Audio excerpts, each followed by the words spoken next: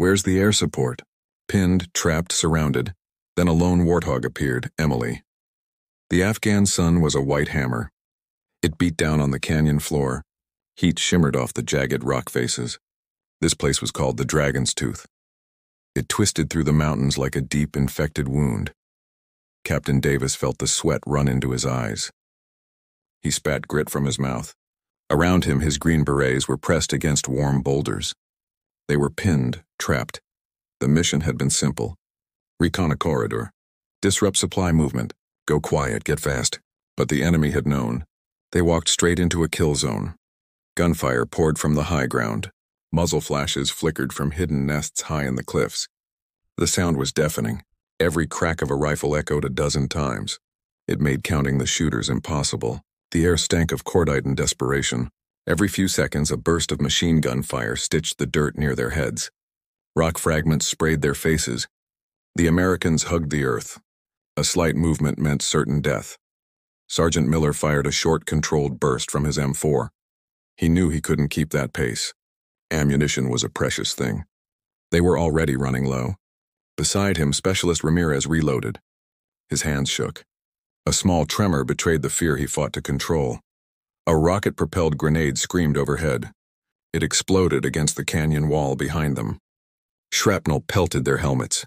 It was a brutal reminder of their precarious spot. "Where's the air support?" Miller muttered.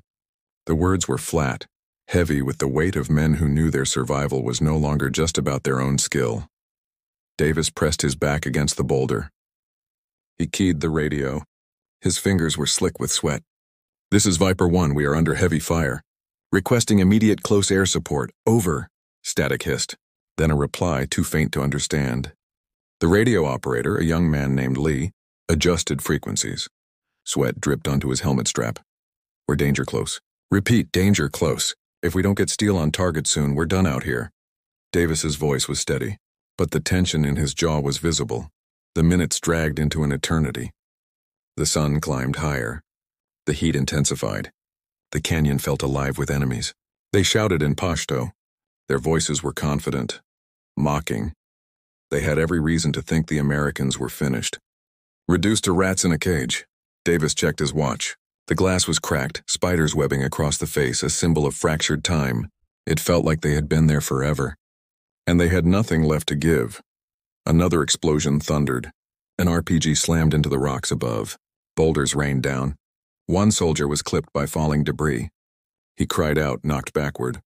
But he was not gravely injured.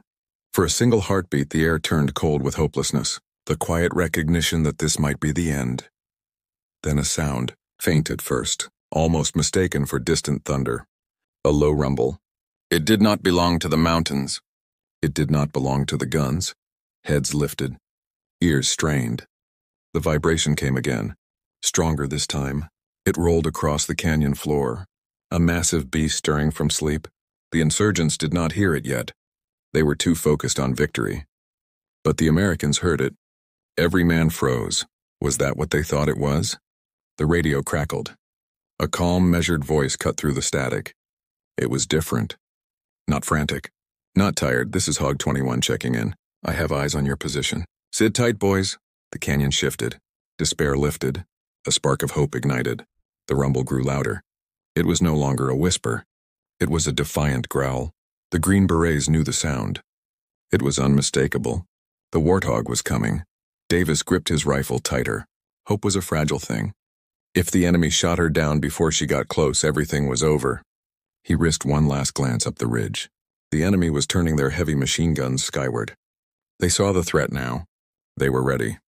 Captain Emily Campbell adjusted her gloves. She steadied her breath. The roar of the twin General Electric engines was a vibration she knew intimately. It was a part of her now. To others, the A-10 Thunderbolt II was ugly, clumsy, a flying tank. To Emily, it was beautiful. It was made to endure. It was made to kill. It was made to protect. Her call sign was Hog 21. The radio chatter had reached her cockpit minutes earlier. Special Forces team, trapped, pinned, too late for anyone else. She was flying patrol near Kandahar when the coordinates came in. She knew she couldn't ignore it. The jet shuddered. She dropped altitude, sliding between mountain ridges, so close she could see the shadows crawl on the rock faces. Flying low was not a luxury here. It was survival. The canyon ahead was narrow, hostile, unforgiving, but men were dying inside it. Emily reached down.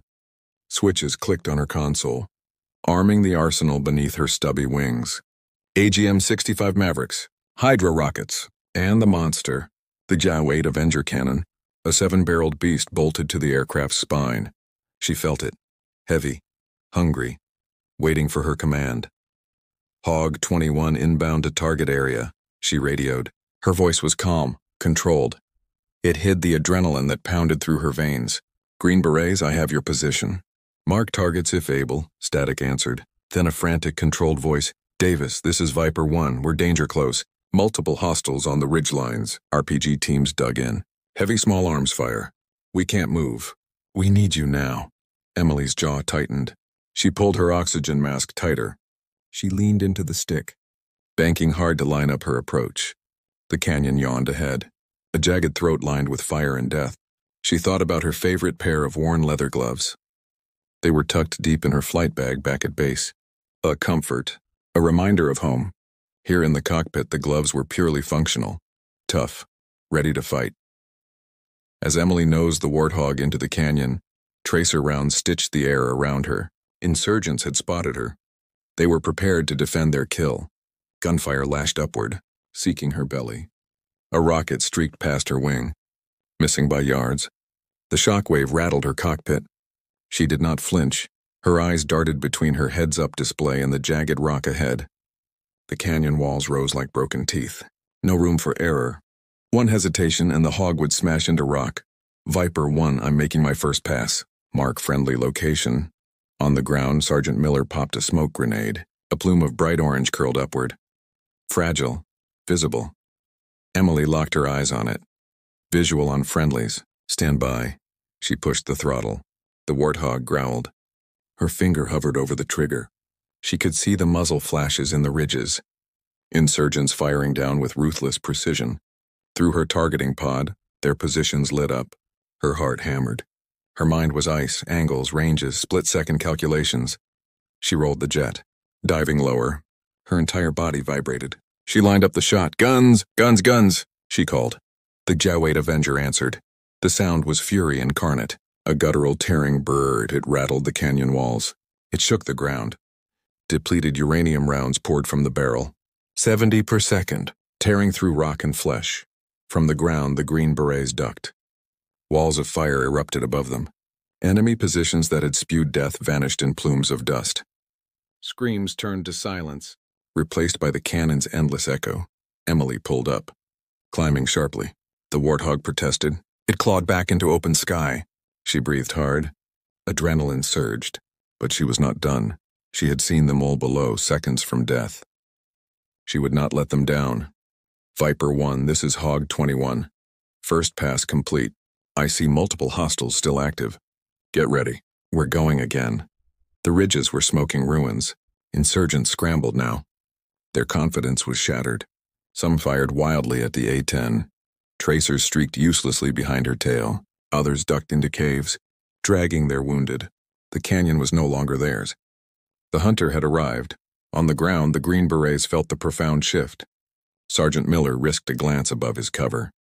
He watched the insurgent positions disintegrate under Emily's barrage. She's tearing them apart, he shouted. Relief mixed with awe. They seized the moment. Davis barked orders. Ramirez and Lee shifted positions. Moving quickly, the Green Berets weren't running anymore. They were advancing, rifles snapping to targets with new purpose. But Emily saw the glint. The spotter scope on the next ridge. It was high-powered glass. It meant a commander, or worse, a heavy weapon team. She had to adjust her plan. She couldn't use the cannon. She couldn't risk the rockets. She pushed the throttle hard. The Warthog screamed. She flew faster now, not away, through. She used the jet's sheer speed and bulk. She skimmed the ridgeline, hoping the air turbulence alone would disrupt the spotter. It worked. The glint vanished, but as she pulled up, the enemy retaliated. Heavy weapons they had hidden deep in the caves emerged. Tripods snapped open. Belts of ammunition fed into large machine guns. Their only purpose, tear the sky apart. Her HUD lit with warnings. Threat indicators pulsed. The canyon was bristling. Viper 1, Hog 21, she called. Her voice was unnaturally calm. Incoming heavy fire. Stay low and keep pushing. I'll draw them. Davis heard her. His jaw clenched. Copy that, Hog, just don't get yourself killed. Not part of the plan? Emily smirked. A sliver of fear was instantly converted into focus. She dipped the Warthog's nose. Engines howling. She dove into the storm of tracers. Red-hot lines clawed toward her jet. Slashing the sky, the A-10 shuddered as rounds pinged against its armor. Sparks danced along the fuselage.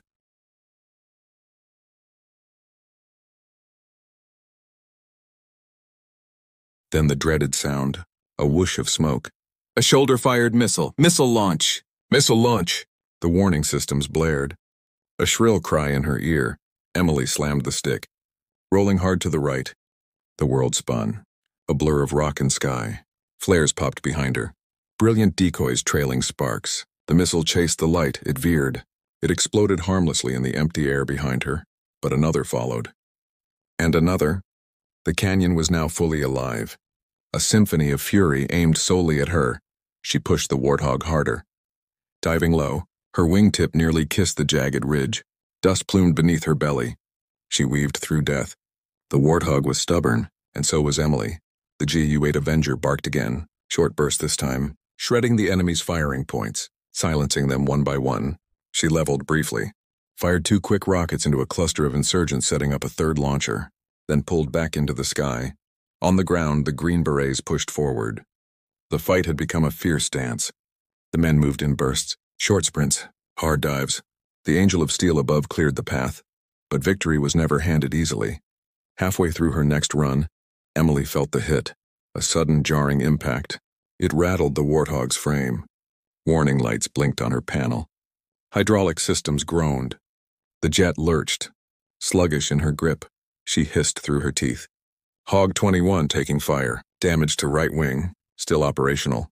The A-10 was bleeding, but it wasn't beaten. Built like a flying tank, it could shrug off damage that would send sleeker jets spiraling. Emily adjusted, compensating for the drag, keeping her bird steady. The Green Berets pushed harder. Emily's voice, though acknowledging the damage, had spurred them on. They knew her time was limited now. They had to finish the fight on the ground before she was forced to leave. Push, push, push, Davis commanded. His voice was sharp. Ramirez and Lee sprinted across the broken ground. Their boots kicked up red dust. They were closing the distance to the main insurgent hideout, a large cave mouth near the canyon's edge. They laid down suppressive fire. Miller's squad followed. Above, Emily fought the controls. The Warthog's right wing smoked. The jet wanted to pull right. She countered the drag. She flew on pure skill and rage. Sweat dripped down her neck. Her flight suit was soaked. Her hands gripped the stick. They were steady despite the trembling in the aircraft. She saw the insurgents retreating. Deep into the canyon, they were scattering like prey. She spotted the largest cluster. They were heading toward an old truck convoy. Hidden in the rocks, no retreat, no surrender until every man below walks out alive. She dipped the nose. She lined up the reticle. She fought the jet's sluggish response. The canyon blurred past. She pressed the trigger. The Avenger roared one last defiant time. Shells tore through the ground near the convoy. Then Emily loosed a Maverick missile. Fox 3, she whispered. It streaked across the sky, struck the convoy, erupted in a thunderball of fire. Flames billowed high. Debris scattered. The shockwave punched through the valley. The Green Berets whooped. Ragged cheers of triumph. The tide had fully turned. Emily pulled up. Her cockpit screamed warnings. Fuel loss, hydraulic failure, engine temperature spiking. She was running on fumes and stubbornness. She glanced at the damaged wing. It was smoking heavily. She was an empty wallet in the sky, all her assets spent on the men below. Viper 1, Hog 21, she radioed. Her voice was firm. Hostile activity diminishing. I have major systems failures. I must RTB soon. Make it count. Davis swallowed hard. He felt the weight of her commitment. Roger that, Hog. You've already given us more than we could ask. We'll finish this. He turned to his men. Lee, Ramirez. That cave mouth! Clear it out.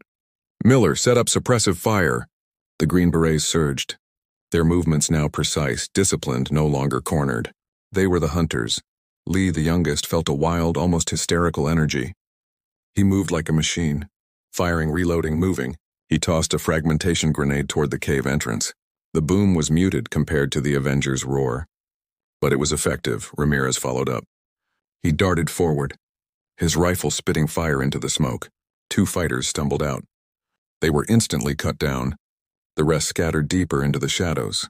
The hideout was cleared. Davis joined Miller. They watched the remaining insurgents flee across the desolate, dusty road at the canyon's edge. This was the route the enemy used for supplies. Now it was their retreat path. "They're breaking contact, sir," Miller reported. "Total route. We're securing the LZ." Emily circled once more. Her Warthog was heavy, groaning. She knew she had done her job. The men were safe. The threat was neutralized, but as she checked her fuel gauge one final time, she saw a flicker. A small movement on a remote, untouched ridgeline, higher up, too far for the Green Berets to see. A final, desperate attempt. Emily saw the kneeling figure, alone, desperate, setting up the mortar on the high ridge. It was a final act of spite. It wasn't pointed at her. It was aimed at the Green Berets. At their extraction point, her mind raced. She was too far out of position for a clean pass. Her A-10 was a wreck. Hydraulics were failing. The jet shuddered. If she tried a hard bank, the damage to the wing could rip the jet apart, but she couldn't leave them exposed. "Viper 1, Hog 21, she yelled over the radio. Her voice cracked slightly. A rare lapse in control. Mortar on the high ridge. "Stand by to take cover." Davis heard the fear in her voice. He snapped his head up. Too late to see anything. "We're exposed, Hog." "We can't move." Emily gripped the stick. She knew the risk. Calculated risk. She had one option left. The GAU-8 Avenger was still operational, but she had limited rounds left. She had to take the shot from an impossible angle, a long-distance, high-deflection shot. She banked hard left. The Warthog screamed. The damaged right wing shuddered violently. Warnings flashed. Structural integrity critical. The controls fought her. She felt the heavy forces pressing against her body. She coughed. She fought the stick. Fighting the machine. Fighting the air itself. She lined up the reticle. The kneeling figure on the ridge was tiny, almost invisible in the fading light. She breathed in deeply. Controlled. She held the breath. Angle. Speed. Wind. She calculated the trajectory in a flash of instinct and training. She pressed the trigger. The Avenger barked, a pathetic, ragged brrrt. Not the full, angry growl of before. It was a short, controlled burst. All she could spare. All she could risk. The depleted uranium shells streaked across the sky. Lines of fire against the deep blue horizon. They traveled an impossible distance. They hit the ridge. The impact was delayed, but devastating. The high ridge exploded in a shower of rock and fire. The mortarman vanished. The threat was extinguished. Emily pulled out of the turn. The A-10 shuddered into a straight path. She eased the stick. The cockpit was filled with the smell of smoke and hot metal. The right wing was definitely worse. Hog 21 to Viper 1, ridge is clear. Threat neutralized. You are clear for extraction. Her voice was back to its steady, professional cadence, but the exertion had drained her. Her empty water bottle rolling on the cockpit floor was a symbol of her physical exhaustion. Davis paused by the landing zone. He looked up at the silhouette of the A-10. Battered, smoking, still flying. "Copy that, Hog." "Thank you. Thank you for everything." The distant roar of the Chinooks grew louder. Dust and debris swirled around the narrow walls. The Green Berets surged forward. They piled into the massive helicopters. Miller, Ramirez, Lee, all of them alive. They waved. Shouts of gratitude lost in the rotor noise. Emily watched the last Chinook lift off, banking away from the canyon to safety. Mission complete. She turned the nose of the Warthog toward base. Her fuel was critically low. Her instruments screamed. Her focus was absolute. She had to bring her battered beast home. She was 10 minutes from the forward operating base when the first engine failed. The right engine was gone. The A-10 was a stone. It was a dead weight in the sky. It lurched sideways. The remaining engine howled in protest. It tried to shoulder the entire burden. Emily fought the controls. Her whole body was strained. Less than 5 minutes. That was the window. She pushed the control stick with all her strength, compensating for the asymmetrical thrust. The plane was heavy, sluggish, stubborn. She lowered the landing gear. One wheel locked into place. The other did not. Another failure. She was flying a broken aircraft on half power with compromised landing gear. Hog 21, declaring emergency. She radioed to the tower. Her voice was steady but sharp. One engine out. Right wing damage. Gear indicator shows right main gear unsafe. Requesting foam runway and emergency recovery team. The tower operator, shaken by the urgency, replied instantly. Copy Hog 21. Foam is being deployed. Runway is clear. Are you declaring a hydraulic failure? Affirmative. Complete loss of hydraulics on the right side. I'm landing under manual reversion only. Manual reversion. It meant the controls were mechanical, heavy, like steering a tank with ropes. It required inhuman strength and precision. She brought the massive aircraft low. Below the mountains. The base runway stretched out before her. A thin black line on the desert floor. It was covered in fire-suppressing foam. A white glistening cushion. She focused on the runway. Her hands worked the manual trim. Every movement of the stick felt like lifting concrete. She fought the jet's urge to spin. She fought gravity.